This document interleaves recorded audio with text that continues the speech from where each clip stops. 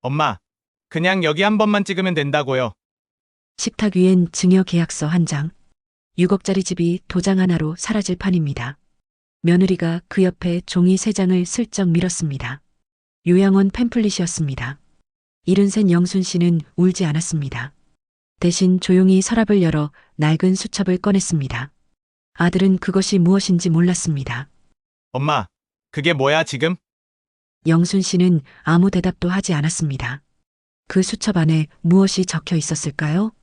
영순 씨는 왜 모든 것을 알면서도 오늘까지 기다렸을까요? 지금 이 이야기가 남의 일처럼 들리신다면 당신은 아직 아주 운이 좋으신 겁니다. 오늘 방문해 주신 모든 분들께 항상 행복한 일이 가득하시길 기원합니다. 시작하기 전에 구독과 좋아요는 한 번씩 꼭 부탁드립니다. 지금부터 어머니, 짐 싸세요. 요양원 가라던 자식들, 70대 엄마의 기막힌 한수를 시작하겠습니다. 서울 도심 골목 안 작고 고요한 사무실, 낡은 법률 서적이 벽 한 면을 가득 채웁니다. 창밖으로 빌딩 숲이 무심하게 내다보입니다. 김 변호사는 오늘도 그 창가 자리에 앉아 있습니다. 뜨거운 커피 한 잔이 천천히 식어가고 있습니다. 시계 초침 소리만이 이 공간을 조용히 채웁니다. 그는 서류 한 장을 천천히 들여다보고 있습니다. 이 일을 시작한 지 어느새 20년이 넘었습니다. 그 세월 동안 만나온 얼굴들은 하나같이 닮아 있었습니다. 억울하고 지치고 더 이상 버틸 곳 없는 어르신들. 그 눈빛을 마주칠 때마다 가슴 한켠이 묵직해집니다. 그래서 오늘도 이 자리를 지키고 있는 겁니다. 그때 사무실 문이 아주 조심스럽게 열렸습니다. 이른이 훌쩍 넘어 보이는 여성 한 분이 들어오셨습니다. 단정한 차림이었지만 얼굴엔 오랜 시간이 새겨져 있었습니다. 주름 하나하나가 버텨온 세월을 말해주고 있었습니다. 그런데 손에 들린 것이 눈에 들어왔습니다. 낡고 헤어진 작은 수첩 하나. 표지가 닳아 색이 바랬지만 꼭 쥔 손에 힘이 있었습니다. 문 앞에서 잠시 멈추더니 사무실 안을 천천히 둘러보셨습니다. 마치 이 선택이 옳은지 스스로에게 묻는 듯 했습니다. 잠시 침묵이 흘렀습니다. 김 변호사는 소리 없이 자리에서 일어섰습니다. 어서 오세요. 편히 앉으시지요. 영순 씨는 말없이 천천히 의자에 몸을 내려놓으셨습니다. 수첩만큼은 내려놓지 않으셨습니다. 무릎 위에 꼭 올려둔 채 아무 말도 하지 않으셨습니다. 그 침묵이 어떤 말보다 더 많은 것을 담고 있었습니다. 김 변호사는 절대 서두르지 않습니다. 다만 조용한 눈길로 그분을 바라볼 뿐이었습니다. 이 사무실에서는 침묵도 하나의 언어가 됩니다. 긴 숨을 한번 고르신 뒤 영순 씨가 입을 여셨습니다. 변호사님, 저 어디서부터 말씀드려야 할지 모르겠어요. 천천히 하셔도 됩니다. 영순 씨의 손이 가늘게 떨리고 있었습니다. 그 떨림이 분노인지 슬픔인지 두려움인지 아직은 알 수 없었습니다. 다만 한 가지는 분명했습니다. 이 수첩 안에 모든 것이 담겨 있다는 것을. 영순 씨는 잠시 창밖을 바라보다가 입을 여셨습니다. 제 고향은 경기도 외곽 작은 산골 마을이에요. 23세 남편 만나 서울로 올라왔습니다. 2평짜리 월세방, 비 오면 양동이 받아야 했습니다. 그래도 그때가 가장 따뜻했다고 하셨습니다. 남편은 공사판을 떠돌며 한 푼 두 푼 모았습니다. 영순 씨는 식당 일, 파출부 일 가리지 않았습니다. 자식이라곤 아들 준혁 하나뿐이었습니다. 그 하나를 위해 두 분은 젊음을 통째로 바쳤습니다. 준혁이가 저희 전부였어요. 대학도 보내고 결혼도 시키고 사업 미천도 됐습니다. 서울 외곽집 한 채, 그것이 남은 전부였습니다. 남편이 떠난 지 어느새 12년째입니다. 그 세월을 영순 씨는 오롯이 혼자 버텨왔습니다. 혼자 밥 짓고, 혼자 봄 보내고, 혼자 나이 들었습니다. 그런데 3년 전부터 준혁 씨의 말투가 달라졌습니다. 엄마, 그 집 이제 저한테 넘기시는 게 어때요? 처음엔 흘려들었습니다. 하지만 그 말이 점점 자주, 점점 강해졌습니다. 작년 가을부터는 며느리 지연 씨까지 나섰습니다. 어머님, 혼자 이 큰 집에 계시는 게 맞나요? 말은 부드러웠지만 안에 날이 서 있었습니다. 그러더니 지난달 준혁 씨가 두꺼운 봉투를 들고 왔습니다. 봉투 안에서 나온 것은 증여 계약서 한 장.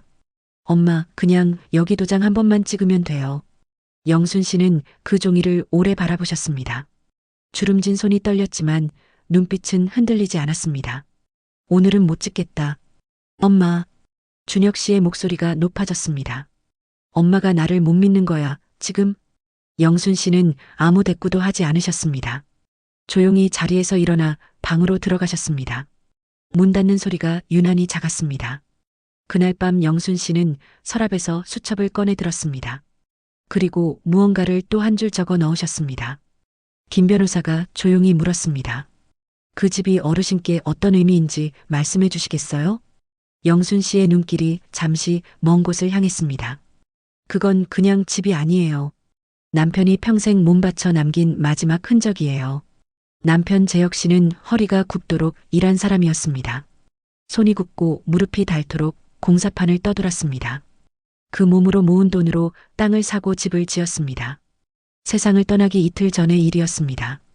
가냘프게 숨을 몰아쉬며 영순 씨 손을 꼭 잡았습니다. 당신은 절대로 이 집에서 쫓겨나면 안 돼. 그 말이 영순 씨 가슴에 못처럼 박혔습니다. 그 자리에 준혁 씨도 함께 있었습니다.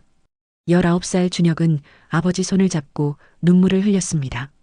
아버지, 제가 어머니 꼭 지키겠습니다. 그 목소리가 병실을 가득 채웠습니다. 영순 씨는 그 눈물을 믿으셨습니다. 아들을 믿으셨고 그 약속을 믿으셨습니다. 그 믿음이 20년을 버티게 한 힘이었습니다. 처음 몇 년은 정말 괜찮아 보였습니다. 준혁 씨는 성실하게 일하고 살림도 차렸습니다. 아이도 생기고 인테리어 사업도 시작했습니다. 그때까지 영순 씨는 아무 의심도 없으셨습니다. 그런데 이 동네 집값이 오르기 시작하면서였습니다. 아주 미세하게, 그러나 분명하게 달라졌습니다. 말 한마디 한마디에 다른 무게가 실리기 시작했습니다. 어머니, 이 집 가지고 계시는 게 맞아요? 그 한마디가 모든 균열의 시작점이었습니다. 20년 전 그 눈물이 서서히 흩어지기 시작했습니다. 잠시 침묵이 흘렀습니다. 영순 씨는 수첩을 손끝으로 가만히 어루만지셨습니다. 그래도 처음엔 제가 제 자식을 믿었어요. 그 믿음이 잘못이었던 건 아니잖아요. 김 변호사는 조용히 고개를 끄덕였습니다. 잘못이 아닙니다. 어르신은 옳으셨습니다. 다만 그 믿음을 이용한 쪽이 잘못인 겁니다. 아들의 변화는 하루아침에 일어나지 않았습니다. 천천히, 조용히, 그러나 분명하게 번져갔습니다. 지난해 봄 준혁 씨의 사업이 흔들리기 시작했습니다. 계약이 연달아 끊기고 대금 회수도 막혔습니다. 하지만 영순 씨에게는 아무 말도 하지 않았습니다. 그러는 사이 부채는 소리 없이 쌓여갔습니다. 그해 여름부터 며느리 지연 씨가 달라졌습니다. 방문할 때마다 집안 구석구석을 눈으로 훑었습니다. 어머님, 요즘 이 동네 시세가 어마어마하더라고요. 말끝마다 집 이야기가 빠지지 않았습니다. 어느 날은 공인중개사를 불쑥 데리고 나타났습니다. 그냥 시세만 한번 알아보는 거예요. 영순 씨는 그날 처음으로 무릎이 떨렸습니다. 그리고 그날 저녁 수첩을 꺼내 날짜를 적었습니다. 지연 씨 방문, 공인중개사 동행, 시세 타진. 그렇게 기록이 시작됐습니다. 2달이 지난 어느 저녁 준혁 씨가 찾아왔습니다. 표정이 굳어 있었고 손에는 서류 봉투가 들려 있었습니다. 증여 계약서를 식탁 위에 펼쳐놓으며 말했습니다. 엄마, 이게 다 엄마를 위한 거잖아요. 영순 씨는 그 서류를 말없이 들여다보셨습니다. 오늘은 못 찍겠다. 왜요, 엄마? 준혁 씨 목소리가 날카롭게 높아졌습니다. 내가 얼마나 힘든지 알기나 해요, 지금. 영순 씨는 길게 숨을 한번 고르셨습니다. 그리고 조용히 그러나 단호하게 말씀하셨습니다. 준혁아, 내일 다시 오너라. 내일? 그래, 내일 찍어주마. 준혁 씨의 굳었던 표정이 살짝 풀렸습니다. 엄마, 진짜지요? 그래. 준혁 씨는 봉투를 챙겨 일어섰습니다. 현관문이 닫히는 소리가 들렸습니다. 영순 씨는 그 소리가 완전히 사라질 때까지 기다렸습니다. 그리고 수첩을 펼쳐 마지막 한 줄을 적었습니다. 내일 준혁이 온다. 오늘 밤 움직여야 한다. 전화기를 들고 오래된 번호 하나를 눌렀습니다.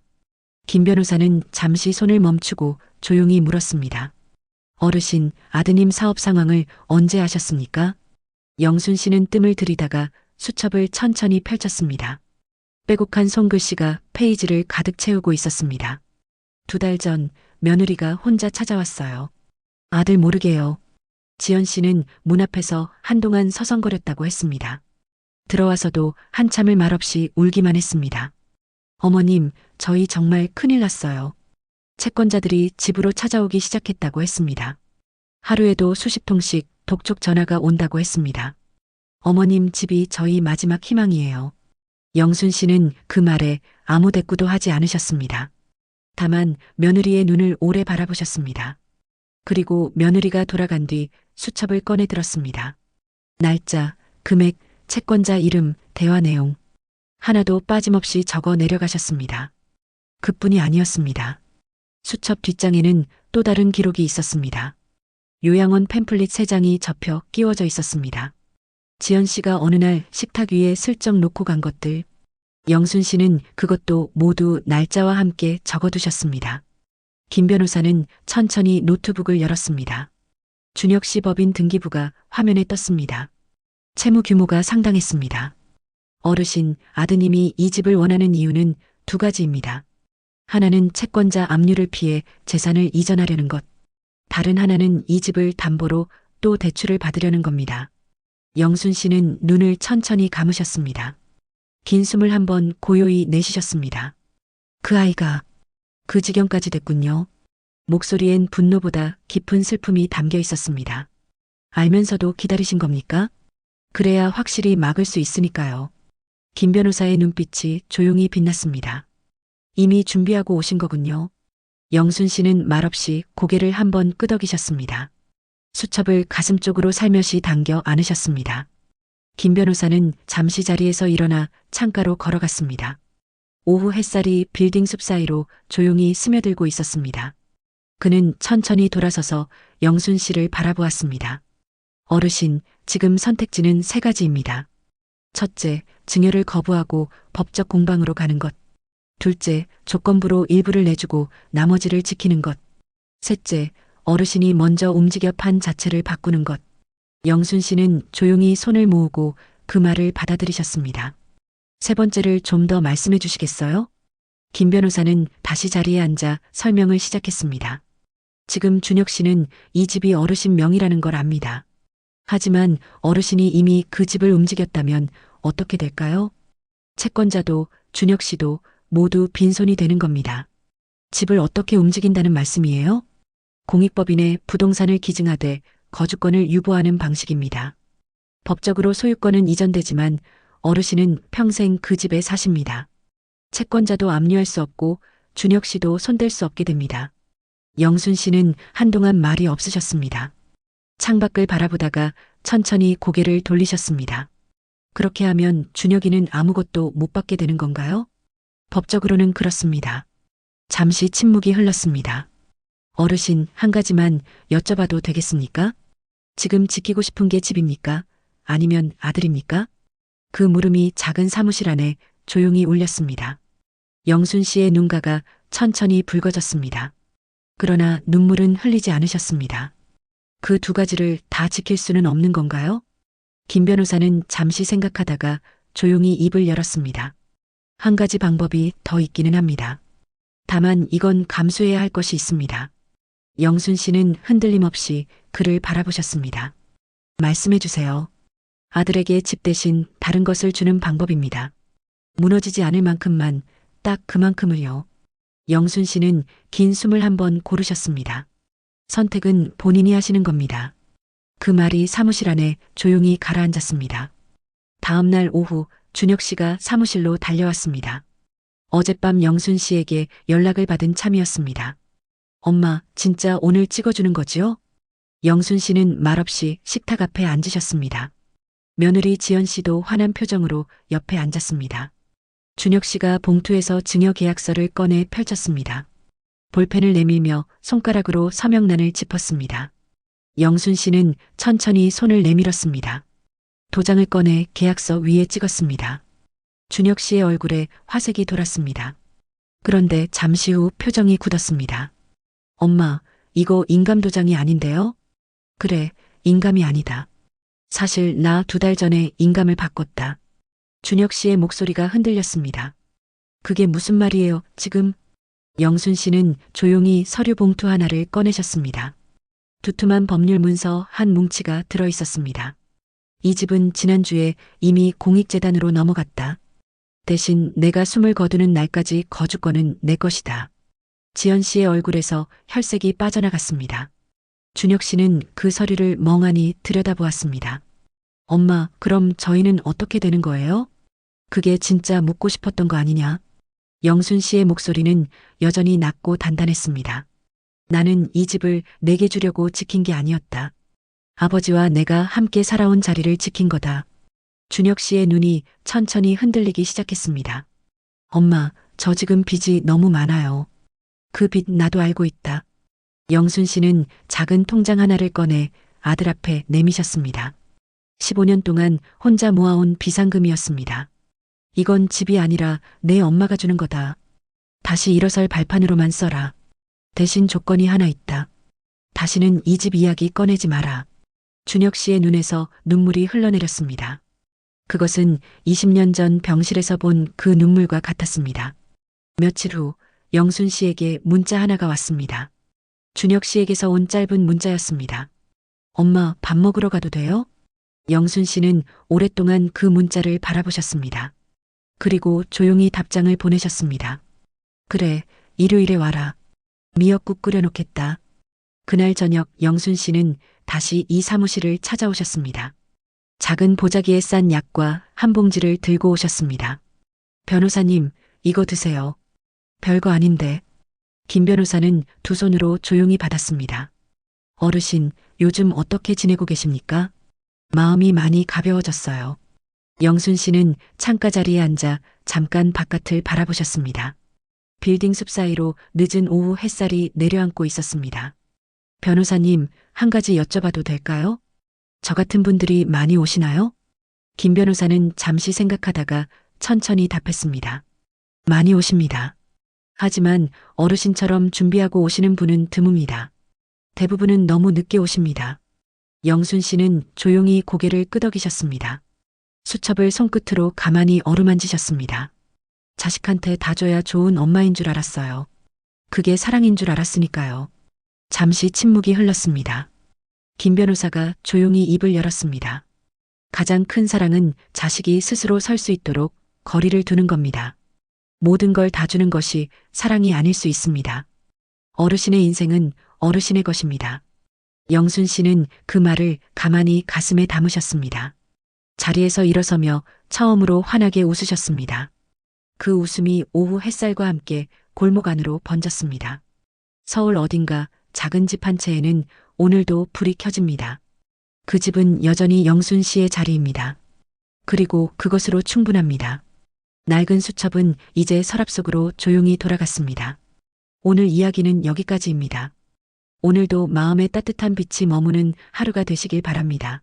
어머니, 짐 싸세요. 요양원 가라던 자식들, 70대 엄마의 기막힌 한수가 마음에 남으셨다면 댓글로 함께 나눠주세요.